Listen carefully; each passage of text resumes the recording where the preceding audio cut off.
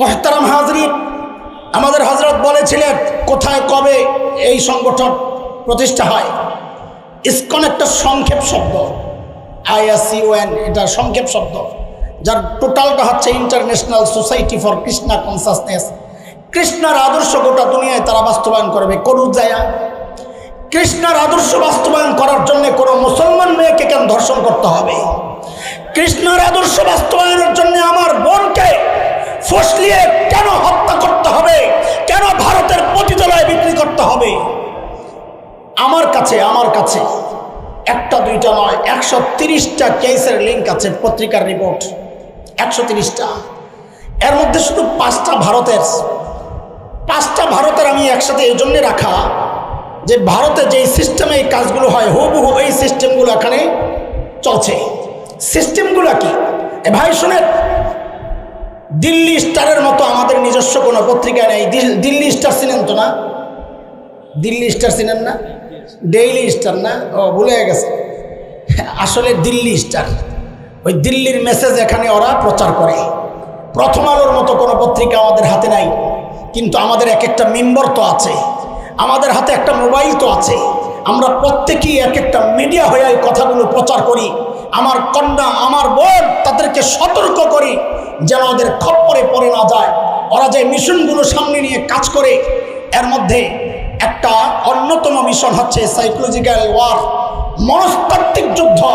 মেয়ের সাথে সখ্যতা গড়বে, সুন্দর সুন্দর কথা বলবে, আস্তে আস্তে তাকে ফুসলিয়া প্রেমের সম্পর্ক কইরা তাকে ধর্ষণ করার মাধ্যমে, তার সাথে মেলামেশা করার মাধ্যমে একসময় তাকে ব্ল্যাকমেল করে আস্তে আস্তে এমনও হয়েছে ভারতের পতিতালয়ে নিয়ে তাদেরকে বিক্রি করা হয়েছে। দোস্ত, এটা হচ্ছে তাদের একটা পদ্ধতি। আরেকটা পদ্ধতির নাম হচ্ছে স্লিপিং পিল ওয়ার, অর্থাৎ ঘুমের ট্যাবলেট খাওয়া তাকে ধর্ষণ করার মাধ্যমে ওই ধর্ষণের ভিডিও নিজে ধারণ করে দিন একদিন 2 দিন নয়, বছর বছর ওই মেয়েটাকে ব্ল্যাকমেল করে ধর্ষণ করেছে, দল বেঁধে ধর্ষণ করেছে। হ্যাঁ, আর হুমকি দিয়েছে যদি কথা বলো এই ভিডিও কিন্তু বাইরে ভাইরাল করে দেব। এটা হচ্ছে তাদের আরেকটা যুদ্ধের প্রক্রিয়া। 3 নম্বর প্রক্রিয়া হচ্ছে ব্ল্যাক ম্যাজিক ওয়ার, অর্থাৎ কালো জাদুর মাধ্যমে আমার বোনকে নষ্ট করার মাধ্যমে তাকে সম্পর্কে বাধ্য করে। এটাও আছে তাদের একটা পদ্ধতি। আরেকটা পদ্ধতি হচ্ছে ইসলাম আনা কবুল করার আশ্বাস। এই ইসলাম কবুল করার আশ্বাস দেওয়া আমার বোনকে তারা তাদের সাথে সম্পর্ক করতে বাধ্য করে। এটা আরেকটা পদ্ধতি, চতুর্থ পদ্ধতি। 5 নম্বর পদ্ধতি হচ্ছে ইসলাম আর অন্য ধর্ম কোনোটাই সে প্রকাশ করে না, বরং গোপন কইরা সে সম্পর্ক করে। এটাও তাদের আরেকটা পদ্ধতি। শেষ পদ্ধতি হচ্ছে ইসলাম কবুল করেছে এই কথা বইলাও ধোকা দেয়। এর এক প্রমাণ আপনাদের মাদারীপুর। এই মাদারীপুরের একটা কেস আমাদের হাতে আছে। একটা ছেলে সে মুসলমান মেয়েদেরকে ধোকা দেওয়ার জন্যে নিজের খতনা পর্যন্ত করাইয়া প্রমাণ করতে চেয়েছে যে আমি মুসলমান হয়েছি, এই যে দেখো খতনা।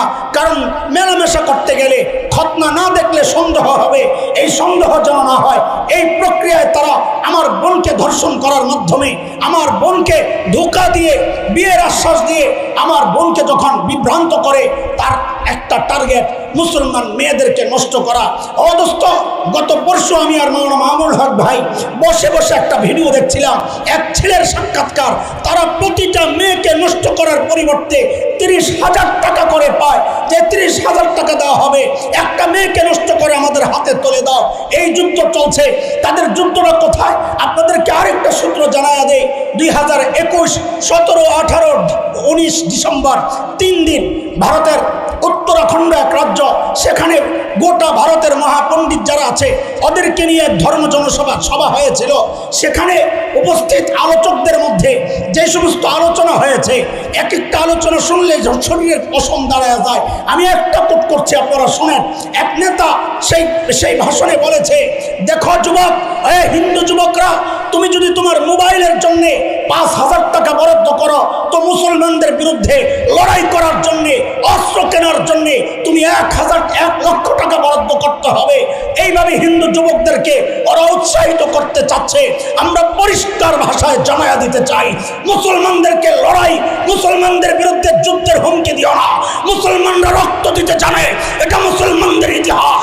মুসলমান যুবক শহীদ হওয়ার তামান্না নিয়ে আজীবন বেঁচে আছে। ফাঁক নয়, গোপনে নয়, আড়ালে নয়।